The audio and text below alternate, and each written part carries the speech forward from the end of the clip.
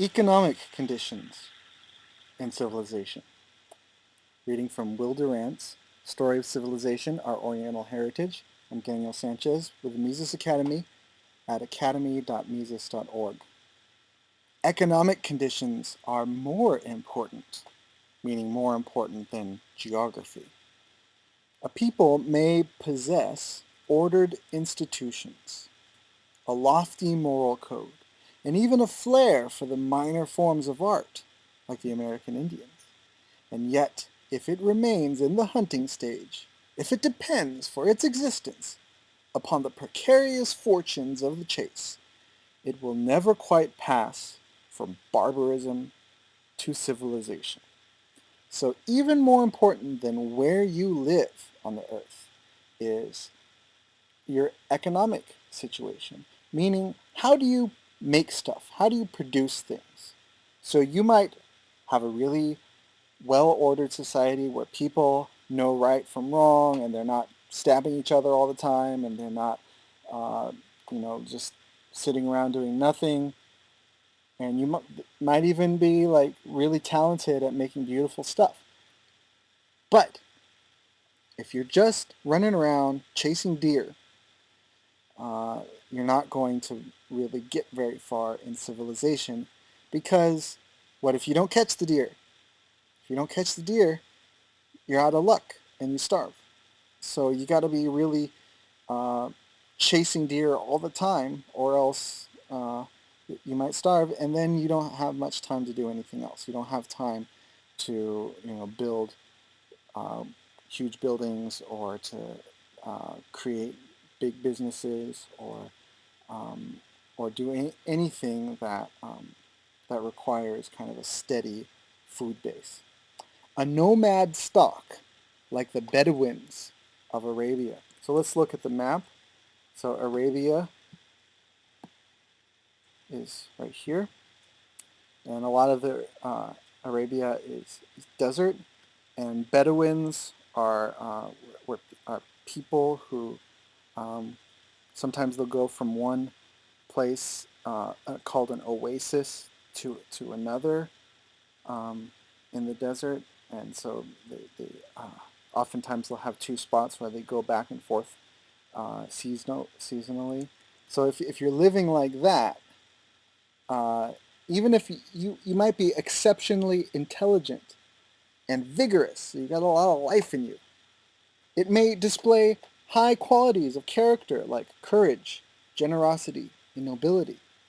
But without that simple sine qua non of culture, a continuity of food, without that kind of bedrock of culture, that brick work at the bottom of civilization, which is a continuity of food, then all of its brain power will be lavished, will be used up on the perils of the hunt and the tricks of the trade, and nothing will remain for the laces and frills, the curtsies and amenities, the arts and comforts of civilization. So all of your energy and brain power, you've got to just use it all the time for catching deer, and and you don't have any left for making laces and frills, so nice clothes with decorations on them and really good manners and really nice couches that you could lay around and feed each other grapes on. You can't have that if you're just running if you're a hunting society.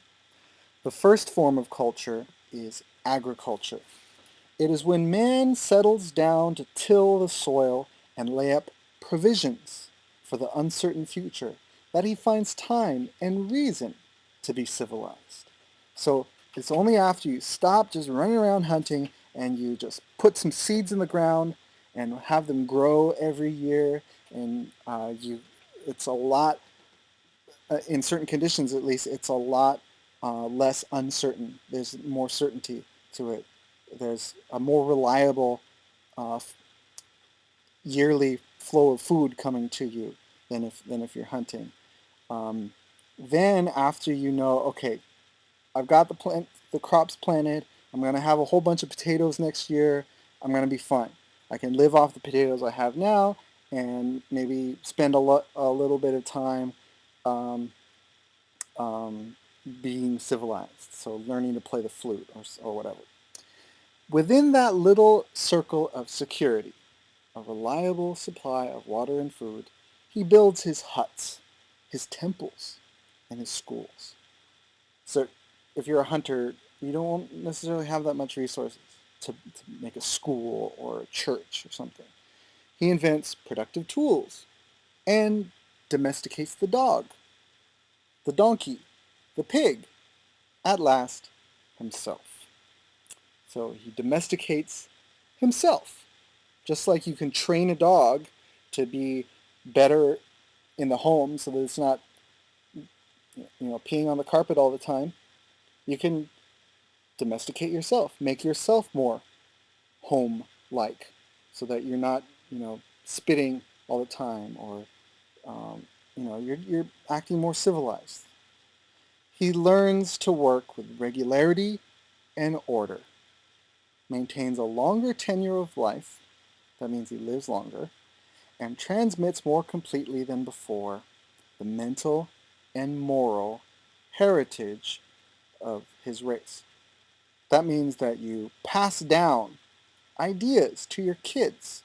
You tell them, don't spit on the living room floor, go spit outside. So the little things, these little rules of civilization, you learn, you pick them up, you develop them, and you pass them on to your kids. And they remember them, and they develop their own ways of civilization. Thank you.